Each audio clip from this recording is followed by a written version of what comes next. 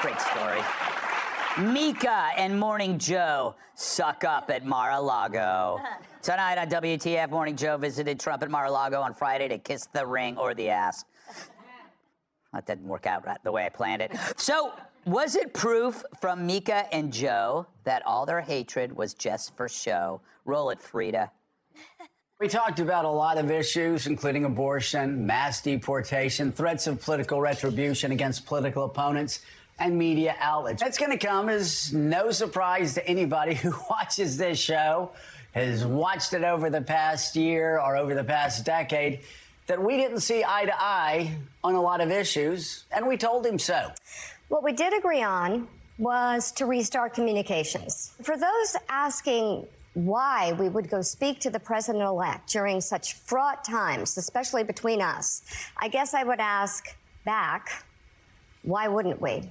It's time to do something different. And that starts with not only talking about Donald Trump, but also talking with him. There you have it, a kinder, gentler Mika and Joe. Now that Trump has won and they've shed hundreds of thousands of viewers, I think they realize the only thing lower than their self-esteem will be their ratings if they don't kiss ass. Joe hasn't begged like this since Mika refused to take his balls out of her purse.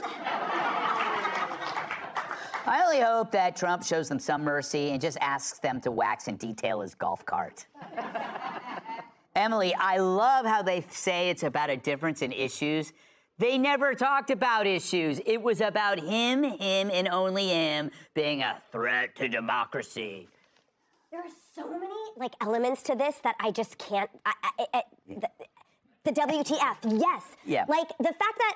Let's go reverse cron. How they say, we talked to him about the threats to democracy. We talked to them about political retribution. That would be like me meeting with President Trump and then being like, we talked about stunting and cheering, right? Like, everyone is like, no, you didn't. Yeah. Not at all. Because all of those are lies. Yeah. There's nothing of anything that came out of their mouth that was ever based on fact or anything the president has ever said or insinuated or done. So unless they talked about the actual policy that will course correct America from the fraught times that it's in, thanks to those, then everything else is just BS. And the fact that they think that they can message over it by like, we deigned to meet with the scum of the earth for their 5 listeners just belies the fact that they are such elitist in the first place. Gosh, I just want... It kills me. But it's so generous of the president for... I should say that the overarching thing to me was, I mean, someone looks at me crazy and I'm like, you're dead to me, I curse your whole family. So the fact that President Trump welcomed them in, he is so generous. And he talked about here on your show when he talked about RFK Jr. was like suing him and he's like, here's my private plane. Like, all of that means nothing to him. He's always ready to move forward, to make amends, to make a deal. It's really incredible, I think. Yeah, it's good to see that since you got married, you really cleaned up your language. What does that have to do with anything? Jamie, you're used to groveling. Let's be honest about the reality here. They're hemorrhaging viewers. The network's for sale. They're trying to save their asses. They are in absolute survival mode. And the whole time you're watching it, you're just like, stop it. Just, we know what you're doing. Yeah. Like, we're not stupid. And I think it's really cool that like, they came out, even the way they were talking and saying, they left it kind of vague as to how the meeting took place. Yeah. And then Trump goes, they begged me to come over. Yeah. Like, all the way they spoke was to hope he would assume all of these things that weren't really true. I do think it's cool that Trump, you're right, like that he met them face to face. Because if you think about a lot of the Biden meetings, a lot of them were face to floor. And some were face to food. Last weekend, it was almost face to sand. Yes. That's, by the way, I love that sand video. We got to get these jokes out. They expire on January 20th. That's true. That's true. Biden, the sand video, I haven't seen like a fun Biden video in so long. And I saw that sand one, I was like, we're back. We're doing it again. Biden was just getting if you missed it, just getting his ass kicked by sand. Yes. Just 0 for 1 against sand. Whoever made that man walk on sand, he walks like he's on sand when he's on linoleum. Yeah. Yes. This is a dangerous thing. And Emily's so right. Like, Trump, I think one of his best attributes is his ability to put something like aside and get business done. He's so forgiving. And they called him Hitler a week ago. Yeah. I had a guy online make fun of my neck. I tried to find out where he lived. I can tell you where Kilmeade lives. Yeah.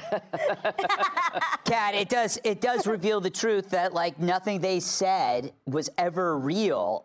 And I think you're finding their audience is like is their audience that stupid that they believe them?